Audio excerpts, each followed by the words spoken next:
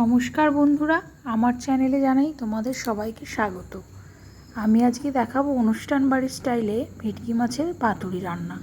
তো ভেটকি মাছের পাতুরি রান্নার জন্য মাছগুলোকে এভাবে পিস করে পরিষ্কারভাবে ধুয়ে নিয়েছি। এবার একটা পাত্রে কিছুটা গরম জল করে তার মধ্যে 2 চামচ লবণ দিয়ে নিয়েছি। লবণটা একটু বেশি দিতে হবে। এবার ওই লবণ জলে মাছগুলোকে 15 মিনিট দিয়ে রেখেছি। এতে করে মাছের ভিতরে লবণটা খুব সহজেই ঢুকে যাবে।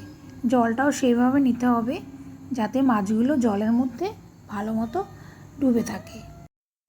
এবার কলাপাতাগুলো ঠিক এই সাইজের ছোট ছোট করে টুকরো করে কেটে নিতে হবে। কলাপাতাগুলোকে কেটে ধুয়ে পরিষ্কার করে নিতে হবে। এক একটা মাছের জন্য এক একটা করে টুকরো কলাপাতা লাগবে। এবার কিছুটা পোস্ত নিয়ে নেব।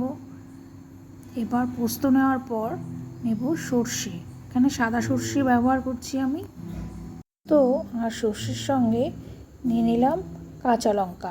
তোমরা যে যেমন ঝাল খাও সেই অনুপাতে লঙ্কাটা নেবে। এবার এগুলোকে আমি পেস্ট করে নিলাম। পেস্ট করার পর এর সঙ্গে মেশালাম লবণ, সামান্য হলুদ এখানে অল্পই ব্যবহার করব, আর দিলাম 2 চামচ টক দই।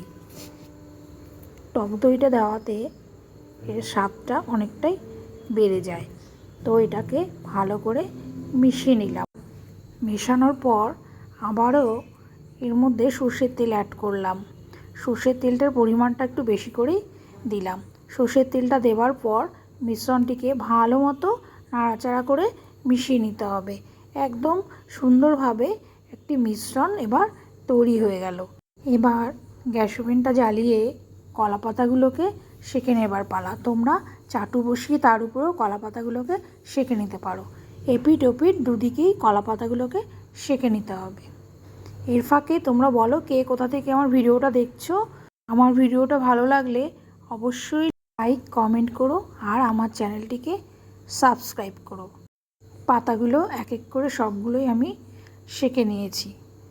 এবার তোমাদের দেখাবো কিভাবে এক এক করে মাছগুলোকে কলাপাতায় মুড়ে নিচ্ছি। তো দেখো, আমি গ্রেভিটাকে একটা বড় পাত্রে নিয়ে নিয়েছি আর মাছগুলোকে গ্রেভির সঙ্গে ভালো মতো মিশিয়ে নিয়েছি। এবার এক এক করে কলাপাতা নিয়েছি। এবার কলাপাতার মধ্যে একটি করে মাছ দেব, মাছের টুকরো, আর মাছের টুকরোর সঙ্গে দেব গ্রেভি। কিছুটা পরিমাণ গ্রেভি দেওয়ার পর উপর দিয়ে একটা করে কাঁচা লঙ্কা দিয়ে দেব। তোমরা কে কেমন ঝাল খাও সেই অনুযায়ী লঙ্কাটা ব্যবহার করবে। এবার দেখো, পাতাটাকে ঠিক এইভাবে মুড়ে নিতে হবে। দুদিক দিয়ে মোড়ার পর এবার সাইডগুলো এভাবে মুড়ে নেওয়া হয়ে গেলে সুতো দিয়ে এটিকে বেঁধে দেব। প্রতিটা পাতুরি আমার বাঁধা রেডি হয়ে গেছে। এবার গ্যাস ওভেনে একটি সসপ্যান বসিয়ে দিলাম। অর্ধেক জল ভর্তি করে একটি ঝাঁঝরি তার উপরে বসিয়ে দিলাম। জলটা গরম হয়ে ফুটতে শুরু করলে তার উপরে পাতুরিগুলো আমি এক এক করে সাজিয়ে বসিয়ে দিলাম। দেখো, সবগুলো আমার বসিয়ে দেওয়া হয়ে গেছে। এবার ঢাকনা চাপা দিয়ে 10 মিনিট ভাপে রাখলাম। ঠিক 10 মিনিট পর ঢাকনা উল্টিয়ে পাতুরিগুলোকেও উল্টে দেব। উল্টে দেওয়ার পর আবারও 10 মিনিট এটিকে ভাপে দিয়ে নেব।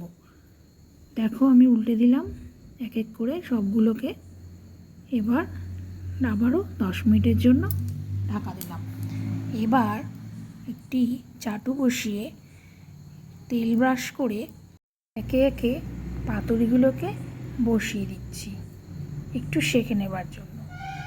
একদিক হয়ে গেলে আবার অন্য দিক উল্টে পাল্টে দেব। এভাবে 2-3 মিনিট সেঁকে নিলেই রেডি আমাদের পাতুরি, যেটা গরম ভাতের সঙ্গে জাস্ট দারুণ লাগে। পুরো অনুষ্ঠান বাড়ির মতন এই পাতুরি তোমরা একবার ট্রাই করে দেখো। এভাবে করলে দেখবে ভেতরে মাছের টুকরোটা একদম সফট হয়। তো আমার ভিডিওটি তোমাদের কেমন লাগলো জানিও। তোমরা আমার পাশে থেকো। অনেক ধন্যবাদ।